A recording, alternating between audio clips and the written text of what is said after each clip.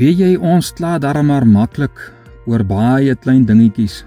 En ek sê ons, want ons is maar almal skuldig om maklik te kla oor klein goedjies wat skeefloop. Maar die vraag is, wat as dinge slegter raak?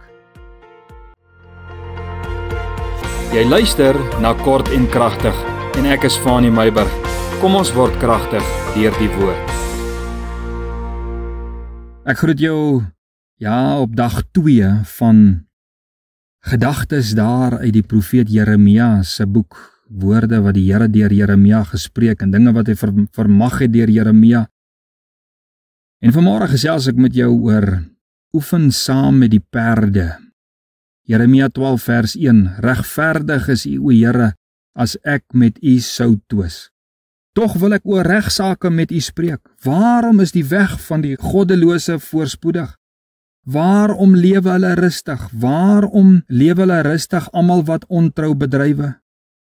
U het hulle geplant, sê Jeremia, ook het hulle wortel geskiet, hulle groei, ook dra hulle vrugte, hierdie goddelose mense.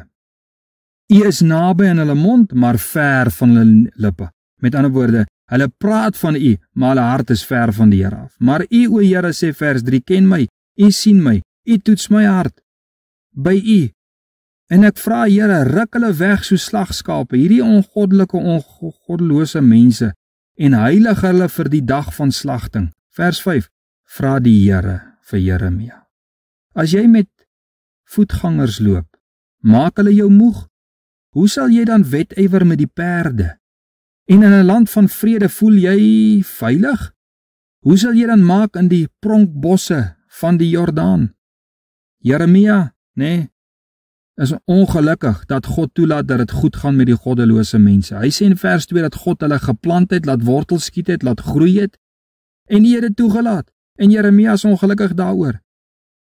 En hy is nie die enigste een, en die eerste een in die Bybel wat 'n vraag gevra het, en ek dink jy vra ook dieselfde vraag, Here, hoe laat U toelaat al hierdie goddelose mense net aangaan? En daar is nog miljoene wat hierdie vraag gaan vra na vandag. So, wat is God se antwoord teenoor Jeremia? Die Here sê in vers 5, as jy met voetgangers loop, maak hulle jou moeg. Hoe sal jy dan wedywer met die perde? En in 'n land van vrede voel jy veilig. Hoe sal jy dan maak in die pronkbosse van die Jordaan? Die Here vra, sê vir Jeremia, as jy nie kan uithou met die huidige omstandighede nie, wat gaan jy maak as dit nog slegter gaan? Wat gaan jy maak as dit slegter gaan as wat dit nou gaan? Ek vra jou vanmôre. Jy kla oor dinge, klein dingetjies, hierdie mense wat so in ongeregtigheid werk en funksioneer, en jy sê, Here, hoe kan U hierdie goeders toelaat? Ek probeer heilig lewe en hier's ander mense. Here, hoekom slat U hulle nie? Hoekom? Jy weet, dit lyk of U my dissiplineer wat U kind is, maar die ander word nie gedissiplineer en gestraf nie. So die Here vra dit sommer nou vanoggend vir ons ook. Ons kla oor elke en ieder klein dingetjie, en as die kind van die Here kla ons oor alles, Die buurman pla ons, die restaurant se kos pla ons, die brandstof pla ons, die salaris pla ons, jou ma pla jou, Eskom pla jou, die droogte pla jou, die reën pla jou. En wat van as God die mat onder 'n mens se gemaksbestaan gaan uittrek? As God meer onheil gaan toelaat as wat jy nou beleef?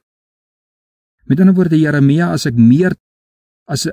die ongeregtigheid nog meer gaan word as wat dit nou is, wat gaan dan van jou geestelike lewe word? Kind van die Here, wat gaan jy maak as godsdiens verban word in Suid-Afrika? Of gaan jy meer gemaklik voel, want dan kan niemand verwag jy moet kerk toe gaan nie? Gaan jy dan jou buurman like? Gaan jy dan jou bord kos geniet in eenvoud?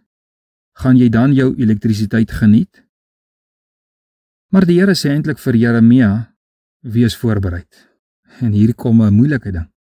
Die Here sê eintlik vir Jeremia, wees voorbereid.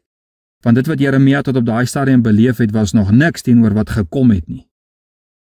Die Here sê, wees voorbereid. As dit slegter gaan, dat jy kan staande bly. Dat jou geloof kan staande bly. Berei jou voor. Dit wat jy nou beleef, hoor mooi, is bedoel om jou stamina te gee, om saam met die perde te kan hardloop, om so sterk geloof te hê. Here, dankie dat U ons leer vandag om saam met die perde te kan hardloop. Amen.